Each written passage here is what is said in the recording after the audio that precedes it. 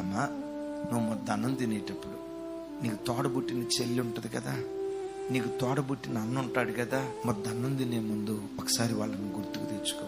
వాళ్ళు తిన్నారో లేదో.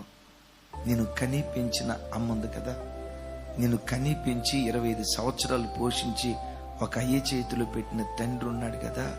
మొత్తం అన్నం తినేటప్పుడు, మంచి బట్ట కట్టుకునేటప్పుడు మా నాన్న కొందో లేదో, మా నాన్న మంచి బట్ట కట్టుకున్నాడో లేదో, మా నాన్న పరిస్థితి ఎట్లుందో ఒక్కసారి నేను కన్న గర్భాన్ని గురించి నువ్వు ఆలోచించు. నేను కట్టుకున్నా, నేను సుఖంగా ఉన్నా, నో నో నో నో. మంచి క్రైస్తవుడికి ఉండే లక్షణం కాదు. ఏ తండ్రి 25 సంవత్సరాలు నేను పెంచి పెద్ద చేశాడో, ఒక మంచి బట్ట కట్టుకునే ముందు మా నాన్నకి ఎలాంటి మంచి బట్టలు ఉన్నాయో లేవో, మా నాన్న ఏ స్థితిలో ఉన్నాడో, ఆ మనస్సు గనక దేవుడు నీ లోపట చూస్తే నమ్మండి, ఆకాశపు వాకిళ్ళు విప్పి దేవుడు నిన్ను దీవించడం ప్రారంభిస్తాడు.